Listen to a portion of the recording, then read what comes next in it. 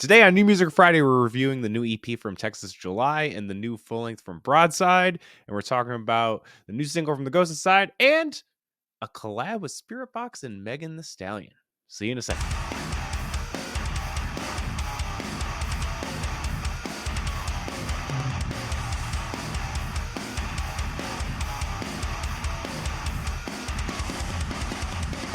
What's up, everyone? Welcome back to the Metalcore Nerds YouTube channel. It's a New Music Friday. Sorry we missed last week, but life gets in the way sometimes, and sometimes we're gonna skip some weeks. It's gonna happen. It's gonna happen. Jeff Goldblum once said, "Life finds a way." Well, it also finds a way to just ruin New Music Fridays, which it's okay. Yeah, it's all right. We're gonna catch up on a little bit of what we missed last week, and then combine it with what we're talking about this week. It's a win-win. We're still making it happen. We're here for the people. We are men of the people. Yes. As always, I am your host, Sean Mott, and joining me, my good friend, Matt. It's me. What's up, man? Yeah, we did miss last week, but it's okay. It's a lighter week. There are some things to talk about, such as, I don't know if you want to talk about it real quick, but the When We Were Young announcement that just dropped. Pretty wild. I mean, every album that shaped who we are as human beings essentially is going to be played, and then there's Fall Out Boy that's like, you'll get whatever we decide to play and you'll like it. If it is not Take Us to Your Grave, it is the biggest missed opportunity, and I will be so mad if it's not Take Us to Your Grave. I would be too. Like, this is one that I'm going to try to go. Like, you're getting homesick. They're only chasing safety. I will say, I wish we weren't like Welcome to the Black Parade. I would have not done that album, but it's like the most popular one. Yeah, of course I want 3 Cheers, man. But Welcome to the Black Parade is the more popular one. I get it. I can live with that. And then there was like Silverstein. There was one like Discovering the Waterfront. It was the other one that people were like, Plagues. Oh God, we're getting Plagues. I'm surprised it's Plagues and not with trees, but they just did that tour, so I think that's true. That's true. Yeah, that's very. But Plague still slaps, and then it's just Bayside's playing the self-titled. Yeah, which is sick. Yeah, my favorite. Like, my only thing is how are we fitting 35 to 40-minute albums into this? Like, I think there's less bands, so maybe that's what it is. But again, they're crunching for time. You better pick a handful because you're not catching all of them. That's what's happening. Half albums, like, and Pierce the Veil's doing Collide with the Sky, which is an album that I loved, of course, too. So it's just like, how do you choose? Like, this is even harder to choose than Year One when I went, because I feel like Year One when I went was absolutely stacked. And then this past year's was, it wasn't bad, but I didn't think the lineup was as good as Year One. But this Year Three is coming big. It's coming hard. It's coming fast. I'm hoping to go. The plan, Sam and I have been talking about it, and we really want to go. So hopefully I can. I think I'm gonna try to as well. Do some stuff for Metalcore Nerds there. We'll see. Ooh. New Music Fridays live from When We Were Young. Dude, I don't know, man. Maybe I'm gonna try and I'm gonna see what can happen. If you're new to the channel, please do me a favor, hit that subscribe button, like this video, and then comment down below. What have you been listening to? Are you stoked for When We Were Young Fest? But I want to talk to new singles, Matt. All right, dude, we got some singles. All the single musics. Yeah, The Ghost Inside released a new single, Deathgrip. And at first, I was like, wow. They listened to New Gideon. I was about to say, you mean Gideon released a new single? And all jokes aside, halfway through it, it feels like a traditional Ghost Inside song.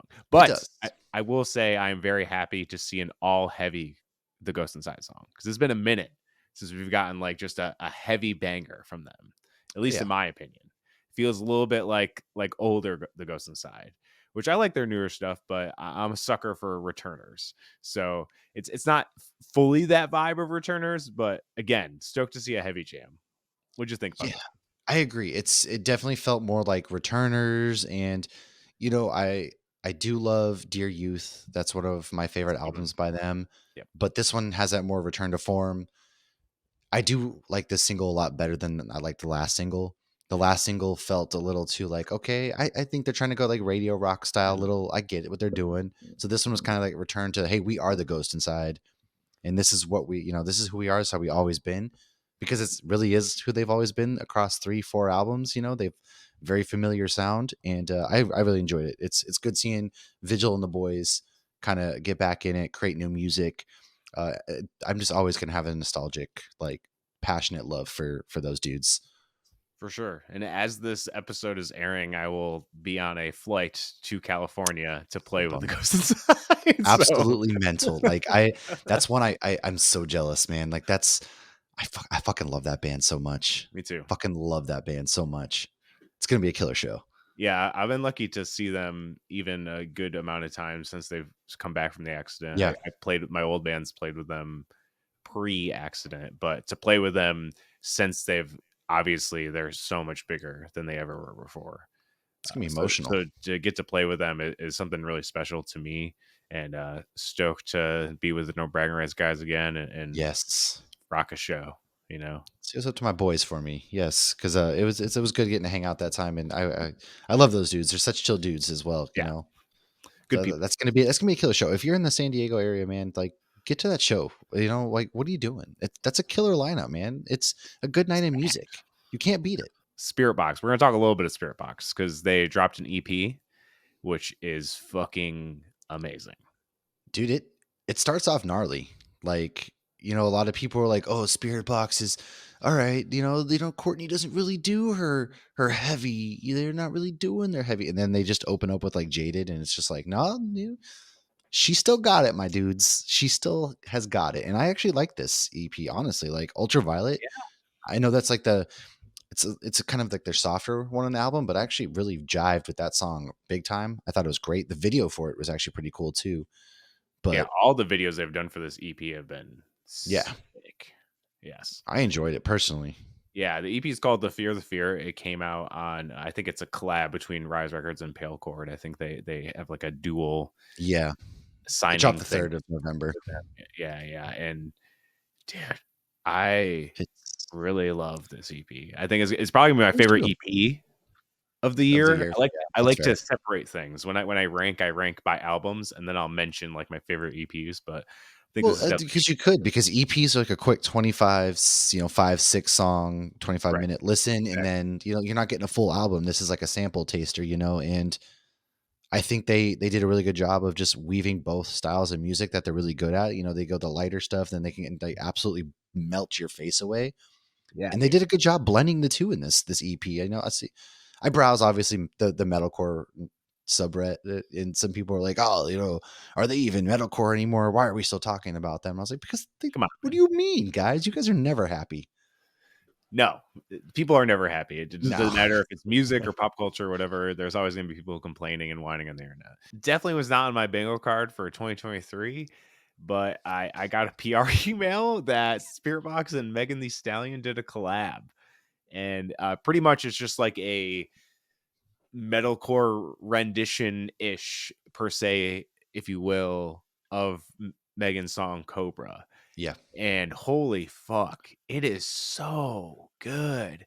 I even like to be like I did not listen to the original song beforehand. I listened to the Right. Spiritbox version, then I went to listen to the other song just to see the difference. I wanted to like see, and they just beefed up the instrumental and then added obviously Courtney's vocals, whether it was screaming or singing within it. And wow, they made that song so much cooler. Dude, like I said, man, it's the modern day Linkin Park Jay-Z mashup. Like It that's what is, it dude. is. And it flows, dude. And that's one of those things that we all just kind of woke up and it was out and we're just like, "Wait, what? Who? They Yeah, teamed I up like with couldn't believe who?" it. It's a massive day for the Crazy. metalcore fandom. Like, Yeah. to get that kind of recognition from somebody like Megan Thee Stallion, who is, Went arguably one of the biggest female rappers out there right now, and just that easily. in general, it's wild. It's absolutely wild. It's so cool. I love it for heavy music, and I love seeing like obviously we got Bring Me the Horizon, Ed Sheeran, which is also Yeah. massive too. So I'm actually working on an article for Adobe.com right now of like dream collabs, and I'm very Ooh, stoked on my list. So nice. stay tuned for that for collabs that I think should happen in the similar kind of realm.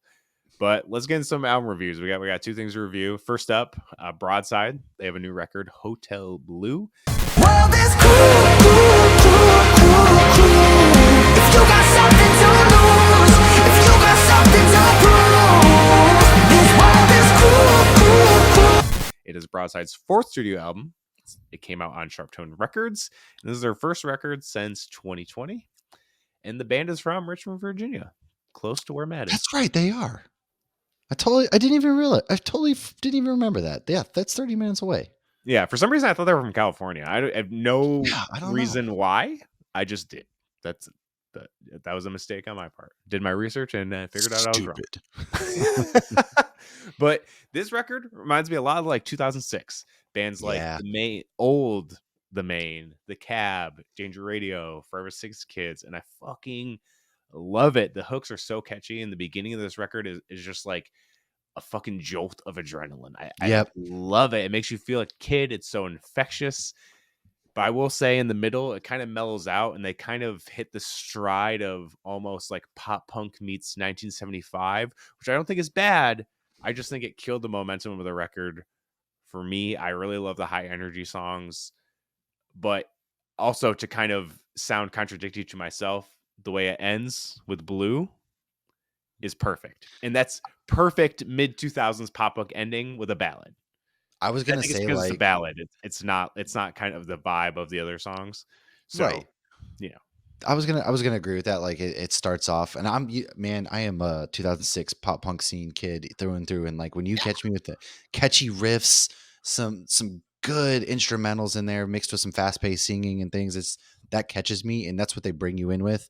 And that's honestly why like Dazed and Confused is probably my favorite song personally from this album. Like it starts very strong, but it's got that drum fill in Dazed and Confused. Yeah. It's so dynamic and sick. So good. Still really love this album, honestly. Like it's a really good album. And I enjoy Lucid is probably my second favorite song on this album. And it mellows out, but you find yourself like just still a vibe going along with it. And it just kind of works in a seamless transition of where we started to where we're going kind of thing. It's like, it's a journey is the best way I can put this album. And they really take you on a journey, and you feel complete at the end. Yeah, I totally agree with that. My favorite tracks are Stranger, Cruel, and Bleu, the closer. Yeah. So like kind of the start and the finish, I think it ends pretty perfectly. But yeah, Dazed and Confused is awesome. It's right up there with, I mean, that and Stranger flow right into each other. It's like the perfect 1-2 punch of the opening of the record.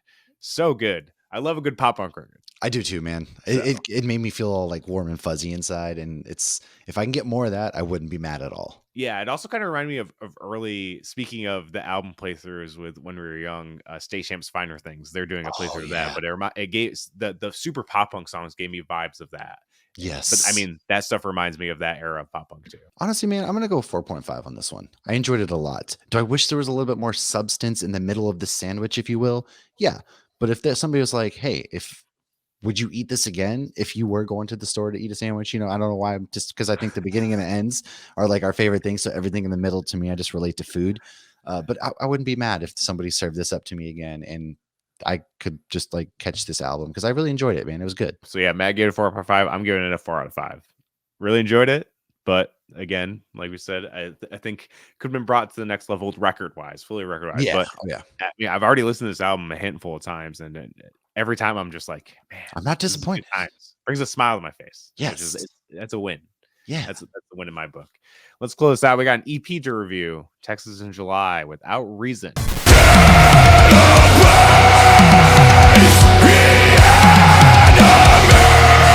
Now, this band broke up in 2015. Yeah. Singer JT Cavey went on to front Era, which he still fronts. And then Chris Davis, he plays guitar for the Ghost Inside as well. Speaking of the Ghost Inside.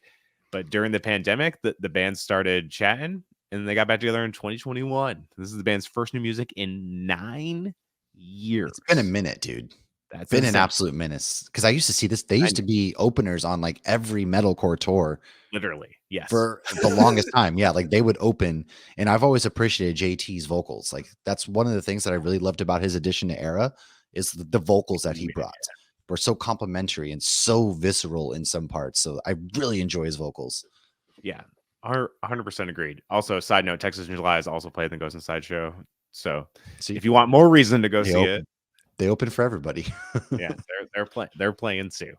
But yeah, this record, I think if you're a Texas in July fan, you'll be very pleased with this EP. Oh, yeah. It's heavy, it's fast, it's unrelenting, it's got riffs, it's got choruses. it's got pretty much everything you want in it. It is a solid ass metalcore EP, and it just flies. It's 5 songs. You're like in and you're out. You know what I mean? It's But such an easy listen. they still really do a good job with like the classic metalcore breakdowns, though. Like Oh those breakdowns still hit pretty sure. solidly. You know, as far as when they it's the classic, right? Like you transport yourself back to that era of metalcore, and they're still there, and they still got it. But I think they even stepped it up a little notch in some of Oh the yeah, things that they do. they got that modern, new kind of like weathered vet feel to it. You Yeah. know, similar to The the last record. yeah. The start, the start, and the closer are my favorites. False I'm Divinity and so glad you said that because that's exactly where I was going. I was about to be like, dude, the lyrics for False Divinity, you know, I deny my eyes to the violence, to die inside with the price, guilt weighing on my conscience, and no restraint to the fury that rises. It's just like, oh yeah, we are so back. And then just the mellowness of Goodbye. I felt like it I was loved it. this whole album is kind of like a almost like a sad letter in a way. And then Yeah, this is the closer, and you're just like, this is saying your goodbye. Now whether that means they're back for good, or this could be like their proverbial goodbye, kind of a right. closeout. But I really enjoyed the lyrics as well. I think the lyrics are pretty heavy hitting. Yeah, that and that breakdown in False Divinity, Ooh, gnarly, oof. gnarly, dude. Listen to that at 5:30 in the morning during a workout. It'll wake you right up. I did this morning. It wasn't Me 5. too. It was like 6:30, but And still close enough. in the morning, like cup of coffee with that, dude, you're steaming the rest of the day. You're rolling, dude. And yeah, like what you said of the goodbye, it's such like a somber, sad beginning, and you kind of feel that throughout the whole song. But just the way they set the tone in that Yeah, intro, it's a that like melody. beautiful, like minor intro is the best. I'm a sucker for a clean delay, and Same, whew, they hit you same. with that right off the I am bat. too, because you knew, like, it because it builds up the anticipation, I think, when they're For doing their, sure. like, somber melodic tone to kinda build you up, and then they finally break it in with the lyrics, and you're just like, "Yep, there it is." It's good stuff. It's good stuff. So I'm giving this one a 4 out of 5. What do you got for this one? That's exactly what I was gonna give it to, just because, like, it's solid, it's great, I love seeing the boys back, um, but there's still something like, it's not perfect, it's just Mm, in a way, it's almost generic, but that's not a bad thing. Like, me saying it's right. generic is not a bad thing by any means, because I loved this EP, Yeah. but still, it just has that slight little, like, "Yeah, I've heard this before somewhere." Yeah, for sure. I can get that. Yeah, I was like waiting for a song to like fully pop out, you know? Yes, yeah. They should be proud of themselves for this album that they put out, you know? It's a really good album. Like, everybody who put out these EPs and album this episode, they should all be like, "Hey, dude, you guys killed it because Doing you the did." thing. Yeah. Doing the thing.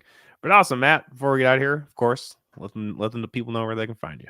Yeah, man. Hops Geek News podcast. We talk about comic books, movies, TV shows. We're back in the TV show realm now. Strikes over. Maybe it is, maybe it's not. Who knows? But it as of now, it is. So Right. yeah, we're there. Search the name and then find out every week. I'm now on the Marvel and quite possibly the DC press list, which is kind of awesome. So Go. Marvel's asking me to write reviews for their comic books, and who am I to deny? Go to Nerd Initiative. That's where you'll find my reviews for that. Yes, and now that the SAG strike is up, you'll be seeing me write for Nerd Initiative too. But you can also catch new articles from me at theiadobe.com and thestreamer.com. And then, of course, check out the Metalcore Nerds podcast, where each week I have someone from the music community and we talk about pop culture.